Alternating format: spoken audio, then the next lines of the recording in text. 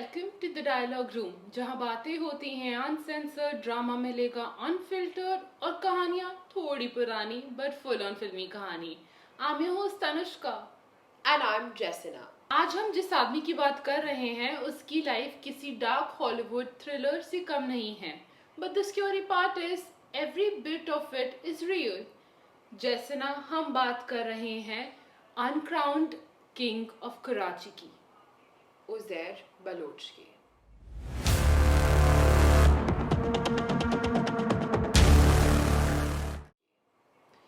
Seriously, मैंने धुरंधर का ending scene फिर से देखा। अक्षय खन्ना का कैरेक्टर रहमान डकैत मर चुका है और फिल्म के एंड में दानिश पंदौर जो उज़ैर बलोच का रोल प्ले कर रहे हैं, हम उन्हें रोता हुआ देखते हैं। बट रियल लाइफ में वो रोना सिर्फ एक शुरुआत थी। वहां से पैदा होता है एक मॉन्स्टर। वही तो ट्विस्ट है। लोग सोचते हैं कि उज़ैर हमेशा से गैंगस्टर था, but actually he was really reluctant to join this world. उसको इसमें धकेला गया 2003 में उसके फादर फैज मोहम्मद को अरशद पप्पू की गैंग ने किडनैप करा और मार दिया। This was his villain origin story. Uzair के लिए रिवेंज कोई चॉइस नहीं थी, it was an obligation. Exactly. और वहीं से रिवेंज का खेल शुरू हुआ। उसने अपने कजिन रहमान डकैत को ज्वाइन किया, 2 साल जेल में काटे, और फिर 2009 में जब रहमान का एनकाउंटर हुआ, suddenly this man became the CEO of the most feared criminal empire in यारी।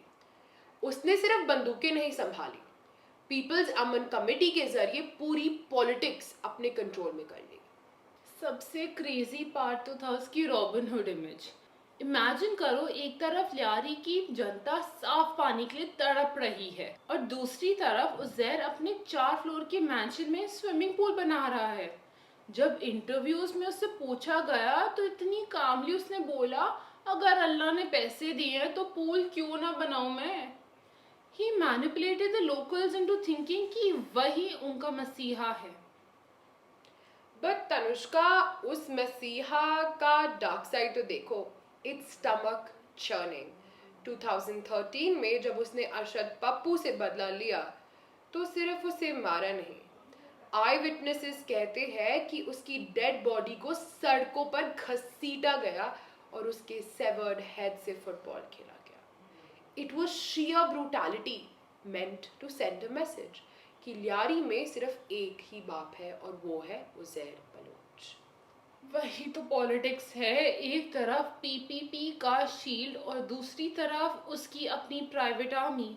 बट एज दे से, जब पॉलिटिकल मौसम बदलता है तो बड़े बड़े प्रोटेक्टर्स गायब हो जाते हैं।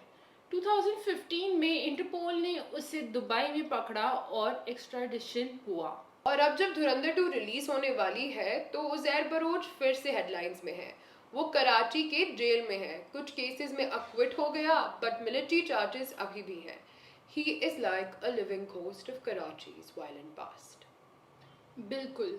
सो today in the dialogue room हम सारी लेयर्स खोलेंगे। क्या वो सर्कमस्टांसेस का विक्टिम था या एक कोल्ड ब्लडेड मैनिपुलेटर जिसने पूरे शहर को डरा के रखा। जैसे ना, let's dive deep into 2012 Lyari operation. जैसे ना, हमने अरशद पप्पू के मर्डर की बात की, but if you look at these actual police reports from 2013, it's like something out of the slasher movie. It wasn't just a hit, it was a festival of violence. Exactly. लोग कहते हैं कि अरशद पप्पू और उसके भाई यासिर अराफत को जब उठाया गया, जब उन्हें उज़ैर के सामने लाया गया, this was in a quick death. उन्हें घंटों तक टॉर्चर किया गया। Uzair and his right hand man Baba Ladla allegedly watched as the bodies were beheaded. और सबसे डिस्टर्बिंग पार्ट, उनकी एशेस को गटर में बहा दिया गया to show complete disrespect. Uzair का एक फेमस कोट है, it is karma, what goes around comes around. He felt he was finally balancing the scales of his father's murder. But it wasn't just about Arshad. Uzair की hit list बहुत लंबी थी। 2012 में जब police ने लियारी एंटर करने की कोशिश की, Uzair's gang use sophisticated snipers. Police officers को उनके घरों से निकाल कर मारा जाता था। Local police stations were literally under siege. He turned Liari into a fortress where even the law needed permission to enter. Yes, when we talk about gangsters, we think of Bhatta from local shops. But Uzair Baloch was playing a different game altogether. हम एक ऐसे gangster की बात कर रहे हैं जिसने crime को कॉर्पोरेट बना दिया था. Oh, absolutely. Imagine the audacity. Reports और JIT statements के मुताबिक Uzair was essentially acting as a muscle man for the highest officers in Sindh. उसने बिलावल हाउस के आसपास 30 से 40 प्राइम बंगलोज को टारगेट किया. वहाँ रहने वाले लोग कोई आम लोग नहीं थे, but Uzair's name was enough to make them flee. For sales, dirt cheap prices, he cleared the path for the elite. And it wasn't just houses. We're talking about 14 sugar mills.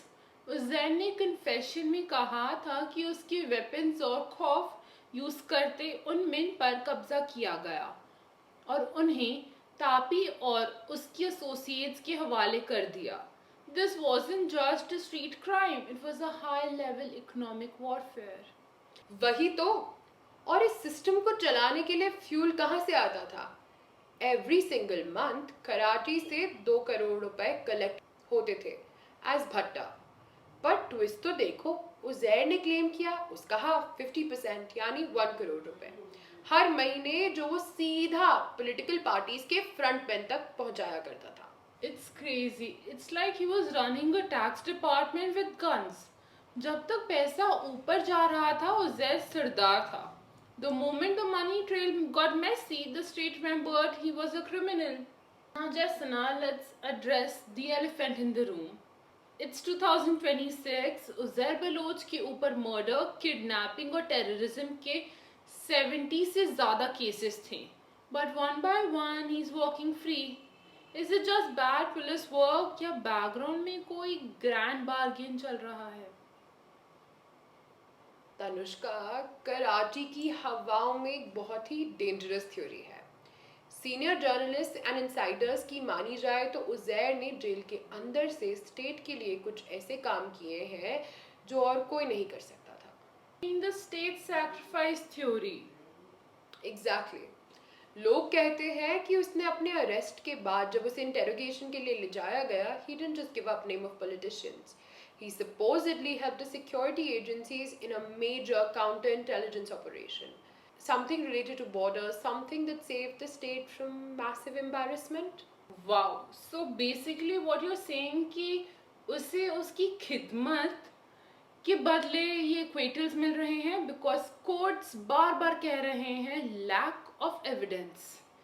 Witness गायब हो रहा है या डर लग रहा है. It's like a silent command that has been given. Let him go but keep him under our thumb. वही तो ट्रेजेडी है. विक्टिम्स की फैमिलीज को कभी इंसाफ नहीं मिला. उन्हें पता भी नहीं चला कि वो फाइल कब बंद हो गई. Uzair is the man who knows too much. अगर वो बोलने लगा तो कराची के कई बड़े सफेद पोश नंगे हो जाएंगे. This is the real suspense of Dhurandhar 2. Film तो खत्म हो जाएगी but real life Uzair Baloch is a puzzle that the state is still trying to solve or perhaps protect. Now let's talk about the lifestyle. हमने पोल की बात करी but जैसे ना उज़ैर का influence went way beyond Karachi. हम एक गैंगस्टर की बात कर रहे हैं जिसके पास ईरानियन पासपोर्ट और नेशनल आईडी भी था. I mean, talk about being international. उसके पिता फैज मोहम्मद ओरिजिनली ईरान से थे. Uzair used this connection to escape whenever things got too hot in Pakistan. जब कराची ऑपरेशन शुरू हुआ, he simply crossed the border into Iran. Right. और वहीं से एस्पियोनाज वाला एंगल शुरू हो गया. पाकिस्तान इंटेलिजेंस ने क्लेम किया कि Uzair was sharing sensitive information with Iranian agencies. Imagine a gang lord being tried by a military court, not just for murder, but for being a spy. This is why his case is so different from other gangsters. And look at the wealth. Dubai में 1 million dirhams का घर, Muscat में bungalows और कराची के fishery sector से करोड़ का extortion. Fishery sector उसका ATM था. Every boat that went into the sea had to pay a tax to Uzair. This is what people forget. While he was playing the Robin Hood for the cameras, helping with weddings and giving out small cash, he was building an empire worth millions. He was a businessman who happened to use a gun to sign his contracts. So true. धुरंधर 2 में हम दानिश पंदोर का यही transition देखेंगे. From a grieving son to a sophisticated international criminal mastermind who was smarter than the system. Okay so हमने देखा कि Uzair Bloch ने लियारी में अपनी जगह बनाई थी. But in 2014 the wall started closing in. जब रेड वारंट्स इशू हुए, Uzair new the game was up in Pakistan. Jasana, let's talk about the cinematic escape and the Dubai arrest. It's actually very crazy. Uzair ने सोचा कि वो Muscat से Dubai जाएगा और गायब हो जाएगा. But Interpol was one step ahead. दिसंबर 2015 में दुबई इंटरनेशनल एयरपोर्ट पर उसे पकड़ लिया गया. उस वक्त लोग हैरान थे, एक लियारी का लड़का इंटरनेशनल लेवल पर इतना बड़ा टारगेट कैसे बन गया. एक्स्ट्रेडिशन के बाद ये पूरा सीन कुछ ज़्यादा ही कॉम्प्लेक्स हो गया. उसे पाकिस्तान लाया गया, बट ऑर्डिनरी कोर्ट्स के साथ साथ military had its own interest in him. Why? Because of the Iranian connection we discussed. Intelligence agencies को लग रहा था कि उज़ैर सिर्फ एक गैंगस्टर नहीं बल्कि एक स्पाई भी है. एग्जैक्टली. और वहीं से आया 2020 का लैंडमार्क वर्डिक्ट. एक मिलिट्री कोर्ट ने उज़ैर को 12 साल की रिगरस इम्प्रिजनमेंट की सजा सुनाई फॉर एस्पियोनाज. उसे कराची सेंट्रल जेल भेजा गया.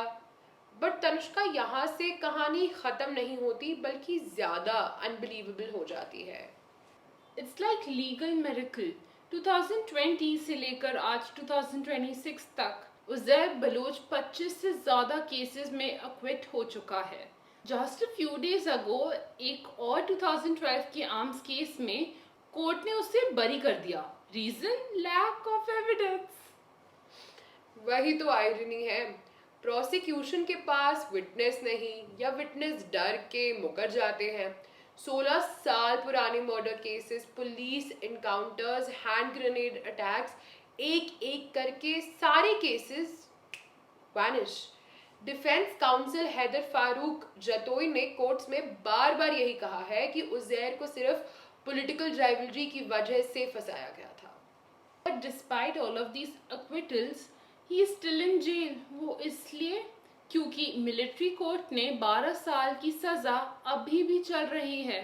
ही is legally acquitted in many murders but legally a spy serving time. It's a paradox Jasna. Truly. और जब धुरंधर 2 रिलीज होने वाली है, पूरे पाकिस्तान और इंडिया में लोग इस स्टोरी का क्लोजर चाहते हैं. Is Uzair Baloch the villain who got away because the system is too weak, or is he a man who was used by everyone from politicians to intelligence and then thrown into a cage? Uzair Baloch भले ही jail में है, but उसकी legacy Lyari की दीवारों पर अभी भी सरदार बनकर लिखी हुई है. क्राइम लॉर्ड, रॉबिन हुड और spy, you decide. That's it from our side at the dialogue room. But you guys have to stay back for the reaction to his interview. We are watching Uzair Baloch's interview. Let's see what his ambience. We've seen the first film, so like similarity between the characters and the overall vibe, I guess.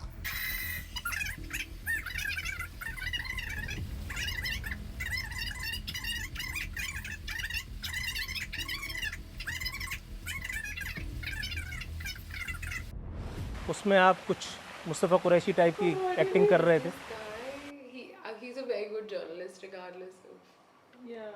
But I think like outfit wise, the song, the one song. yeah, the F9. Yeah. The outfit, जो traditional Baloch outfit है, is what he's wearing in the interview as well, and it's very accurate. The white turban with everything, very interesting. And like from his the way he's speaking, it seems like he feels like he has ownership over things. Exactly. That, like, he's doing a favor by helping people out, which is fine, but he's also extorting and kidnapping. But I don't think he presumes it is wrong, and that is what the Yeah, character was true. also resembling, in my opinion. सोचना चाहिए था ना I think this gives us a very interesting insight into the politics also, that how he was sort of like being pulled by two ends, in the sense that on one side, जैसे उन्होंने बोला कि मेरा ज़मीर ये कह रहा था, मेरे मुंह से बात निकल गई, so he seems kind of emotionally driven, not very typical politician who Yeah. knows what to say, when to say. And on the other hand, because of the political affiliation, he's being pulled into another direction. So I think that is The reflective here. fact that he brings in the entire idea of how women were being attacked, it really talks about his emotional, and I think maybe I must be wrong, but maybe he's attached to his family. I'm not sure about that, but I like hope yes. yeah, we just This is just an yeah. assumption of what Yeah. we're watching. He seems like traditional Baloch culture of respecting Yes. women is maybe something that he is sort of trying to Yeah. implicate. कहाँ है He seems like a very normal man. Like even as a tire, he doesn't look like a person. I feel like what I feel is that he is approachable to people, and that's what his body language really speaks. But rest is what we have discussed in the entire pod. But yeah, Zardari Zardari साहब को भी शर्म आनी चाहिए अपने ही लोगों पर operation इनसे तो मुत्तहदा लाख दर्जे अच्छी है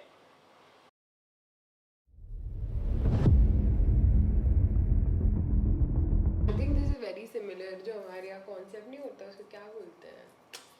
अरे वसूल करना, क्या वसूल करते हैं? yeah. हाँ, extortion money जो होता है कि तुम्हारा business चल रहा है, तो मुझे क्या बोलते हैं उसको? वसूली? ये वसूली I think. नहीं कुछ और ही बोलते This हैं यार. Jack. अरे नहीं I don't आप समझ गए hopefully, whatever the word is, वसूली related, कि they're trying to extort money, और उसी पे, and it is so weird, वो openly admit कर रहा है कि अच्छा वो Yeah. extort कर रहा है इतना, तो मैं भी extort कर रहा हूँ. And he seems like a very मतलब emotional man, कि मतलब वो इतना सोच के नहीं बोलते, क्योंकि he's really put his party in a mess after whatever he said. And interestingly, this interview is published, it came out in 2020 on YouTube, but 2012 का interview है, so somewhat this Very time close frame, to yeah. Operation Yari के time का, जब उनको extradite वगैरह करा जा रहा था. And even like although the journalist is giving is being really aggressive Yeah. with the They and are. he's asking very blunt questions. Yeah, like- things है. ऐसे नहीं लग रहा है किसी gangster को interview Exactly, कर रहा है. gangster को interview कर रहे हैं, वो तो बिल्कुल भी नहीं हाँ, लग कोई रहा डर है. वर He's- नहीं है. Like the journalist also is so calm. I have no idea what's his name, but he's Yes. such a calm person. Yes. And like he's not at all scared that he's interviewing. Obviously, he's a man and everything else, but like He ऐसे नहीं लग रहा है he's interviewing a gangster Yeah. and stuff like that. So kudos to him as well. But overall, what is your assumption from this clip? I think Zair Baloch is a person who is in between. Yeah. Like has his personality also speaks. He's not a person who's completely driven by work and his political agendas. Obviously, he must be, but at the same time, उसका थोड़ा emotional angle भी आ रहा है. So yeah, he's somewhere in between. I don't know why, but I really like his attire. Yeah, his Baloch outfit is very nice. But वो थोड़ा वो हमारे पंजाबी में बोलते बड़बोला है. मुझे लगता है क्योंकि है ना, yes. क्योंकि he's saying things and then he's putting his party in trouble, और फिर he's covering up. Exactly. Apparently इसको नहीं बोला था, अच्छा Exactly. इसको बोला था, तो that's there. So ठीक है, like I guess, but very similarities भी है, differences भी है characters में, जो हमें portray हुआ है movie में versus what he is, मतलब इस interview के हिसाब से तो. So then, stay curious, stay royal, and always keep the dialogue